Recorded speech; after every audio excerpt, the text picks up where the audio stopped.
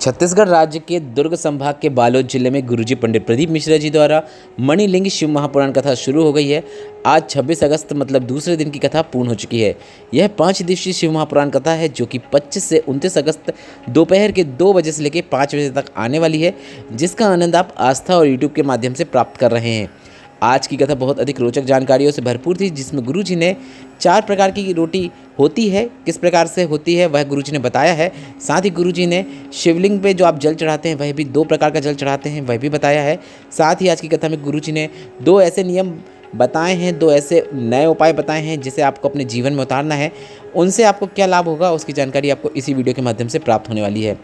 आज 26 अगस्त की कथा में गुरुजी ने कुल 16 उपाय पत्र और उपयोगी जानकारी दी है। सभी की जानकारी हम आपको इस वीडियो के माध्यम से दे देंगे। अगर आपने आज की कथा नहीं सुन पाई है तो पूरी कथा का रास्ता तो आपको इस छोटे से वीडियो से प्राप्त होने वाला है।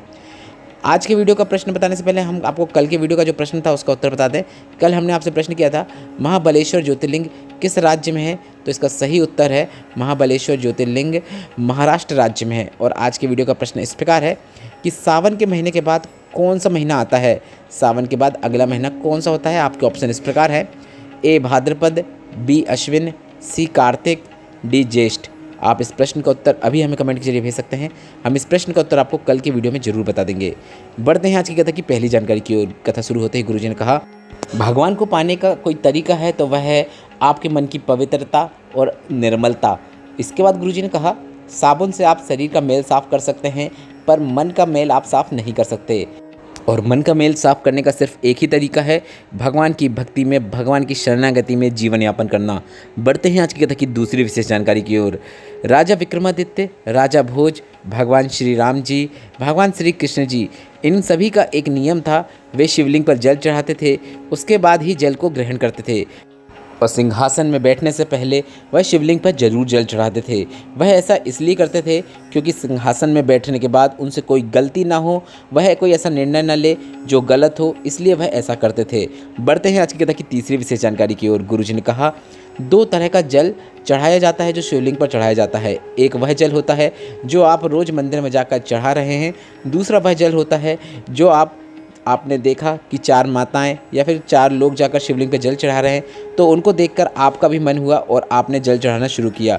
या फिर आपके घर में कोई बीमार है तो उसके लिए आपने शिवलिंग पर जल चढ़ाना शुरू किया। अर्थात आप किसी कामना के लिए जल चढ़ा रहे हैं और आपका वह कार्य, वह कामना सिद्ध होते ही आप जल चढ़ाना बंद कर देते हैं। बढ़ते हैं आज की कथा की चौथी विशेष जानकारी की ओर। गुरुजी ने कहा, राम जी और रावण में एक बड़ा अंतर था। राम जी अयोध्या से जहाँ जहाँ चले, लंका के बीच में कई शंकर भगवान के मंदिर देखने को मिलेंगे और उन सभी शिव मंदिरों में जो शिवलिंग है वह राम भगवान, लक्ष्मण भगवान, माता सीता द्वारा स्थापित की गई हैं। ऐसा आपको वहाँ पर वृत्तांत सुनने को मिलेगा। इसके बाद गुरुजी ने कहा, राम जी ने धर्म की ध्वजा फहराने का कार्य किया है और रावण ने धर्म को समाप्त करने का कार्य किया है। राम जी ने यज्ञ करवाए हैं, अनुष्ठान करवाए हैं, और जब भी कहीं पर कोई यज्ञ होता था तो रावण उसमें रक्त का मटका डलवा देता था। बढ़ते हैं आज की कथा की 5वीं विशेष जानकारी की ओर। गुरुजी ने कहा, आप सभी शिव भक्तों के लिए खुशखबरी है।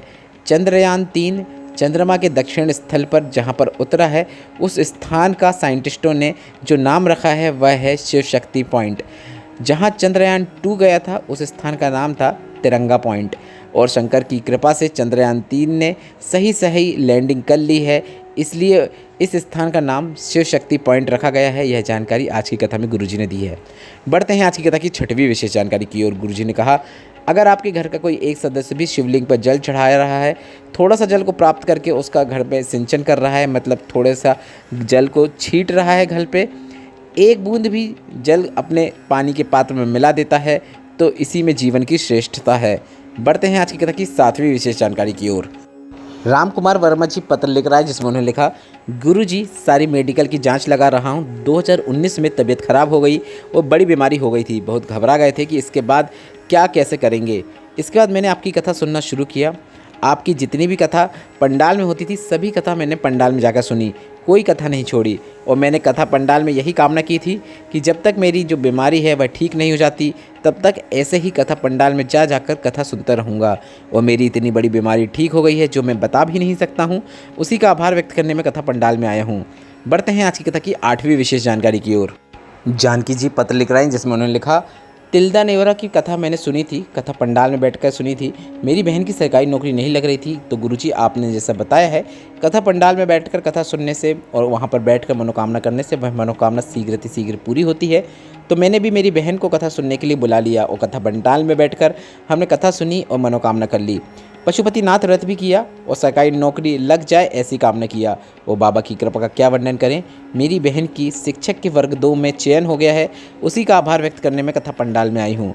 बढ़ते हैं आज की कथा की 9वीं विशेष जानकारी की ओर। चिंकी शर्मा जी पत्र लेकर आए, जिसमें उन्होंने लिखा, दुनिया के लोग आपके प्रवचन का हंसी में लेते हैं, दुनिया के लोग आपको टोटका वाला बाबा भी कहते हैं, पर गुरुजी आपके बताए अनुसार बेलपत्र की बीच वाली पत्ती में शहद लगाकर उस बेलपत्र को शिवलिंग पर चिपकाने वाला जो प्रयोग है, उसका जो फल है वह मुझे प्राप्त हुआ है।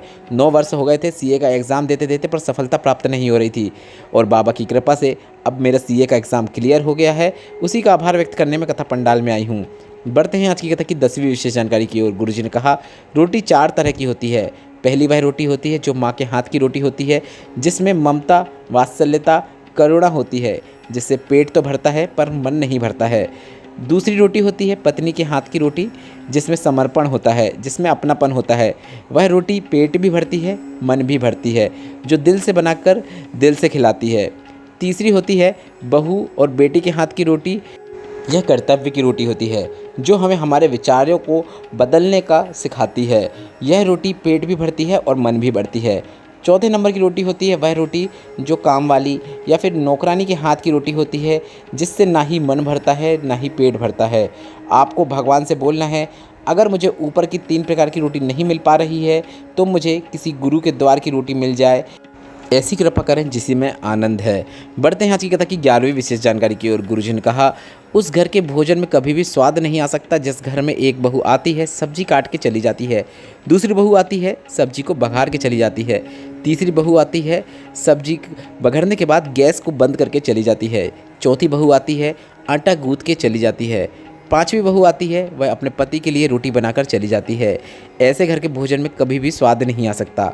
बढ़ते हैं आज की कथा की 12वीं विशेष जानकारी की ओर। गुरुजी ने कहा, आज के समय में भोजन बनाने की बात आने पर बहू का मुंह भगोने जैसे फूल जाता है, इसलिए पति को भी दूसरे के घर का या फिर होटल का भोजन अच्छा लगने लगता है और वह वहां पर भोजन करना शुरू कर देता है, क्योंकि वह अगर अपनी पत्नी को बोले कि मेरे लिए यह भोजन बना दो, बस इतना बोल देने पर पत्नी का मुंह फूल जाता है। इसके बाद गुरुजी ने कहा, आप खाना जब भी बनाओ तो आपको खाना बनाते समय मोबाइल का उपयोग नहीं करना चाहिए, ना ही किसी से बात करना चाहिए, क्योंकि आप जिस प्रकार की बातें करते हैं उस प्रकार का ही वह भोजन बन जाता है। आपको भोजन बनाते समय प्रेम से, स्नेह से, निर्मल मन से भोजन बनाना चाहिए, ताकि उसे पाकर जो भी परिवार के सदस्य हैं उनका आपस में प्रेम बढ़ता ही चला जाए। गुरुजी ने कहा, आपको हमारी बात सुनकर कष्ट हो सकता है, पर यह आज की सच्चाई है। बढ़ते हैं आज की कथा की 13वीं विशेष जानकारी की ओर। गुरुजी ने कहा, आपके घर के नज़दीक में जो भी मंदिर है, उसमें जो शिवलिंग है वह किसी ब्राह्मण, साधुजन, संतजन, गुरुजन, सावित्री, साधक द्वारा रखा गया है, वह प्रतिष्ठित शिवलिंग कहलाता है। स्वयंभू शिवलिंग वह होता है जो किसी कुएं, नदी या फिर किसी स्थान में या फिर किसी गड्ढे में ज़मीन के अंदर से खोद के निकाला हुआ रहता है, वह स्वयंभू शिवलिंग कहलाता है। इसके बाद गुरुजी ने कहा, उपशिवलिंग वह शिवलिंग होता है जो 12 ज्योतिर्लिंगों का स्वरूप होता है, उसे हम उपशिवलिंग कहते हैं। और ज्योतिर्लिंग वह होता है जिसमें जल चढ़ाने का फल आपको क्या प्राप्त होता है, आप वह समझिए। आपने अगर 1000 बार किसी प्रतिष्ठित शिवलिंग पर जल चढ़ाया और अगर आपने एक बार जो स्वयंभू शिवलिंग पर जल चढ़ाया, तो आपको 1000 बार प्रतिष्ठित शिवलिंग पर जल चढ़ाने का फल प्राप्त हो जाता है। और 1000 बार स्वयंभू शिवलिंग पर जल चढ़ाने का फल आपको मात्र एक बार उप शिवलिंग पर जल चढ़ाने से प्राप्त हो जाता है। और 1000 बार उप शिवलिंग पर जल चढ़ाने का जो फल होता है, वह आपको मात्र एक बार ज्योतिर्लिंग में जल चढ़ाने से वह फल प्राप्त हो जाता है। बहुत महत्व है सभी प्रकार के शिवलिंग का। बढ़ते हैं आज की कथा की 14वीं विशेष जानकारी की ओर। आज गुरुजी ने आसान सरल प्रयोग की जानकारी देते हुए बताया, जिनको उदर संबंधित परेशानियां हो, पेट से जुड़ी परेशानियां हो या फिर पाचन से जुड़ी परेशानियां हो, तो आपको एक प्रयास करना है, आपको एक नियम बना लेना है। प्रतिदिन आपको भोजन करने के बाद अपने हृदय में हाथ रखना है और शिव का नाम पुकारना है, शिव का नाम लेना है। आप चाहो तो ओम भी बोल सकते हैं, मतलब ओमकार भी कर सकते हैं। आप चाहो तो श्री शिवाय नमस्तुभ्यम या फिर नमः शिवाय या फिर ओम नमः शिवाय भी बोल सकते हैं। आप जितनी देर बोल सके 2 मिनट 5 मिनट ज़रूर बोलिए। भोजन पचेगा और पेट संबंधी जितनी भी परेशानी है उससे आपको मुक्ति ज़रूर मिलेगी। बहुत महत्व है शिव के नाम पर ओम के उच्चारण पर। बढ़ते हैं आज की कथा की 15वीं विशेष जानकारी की ओर।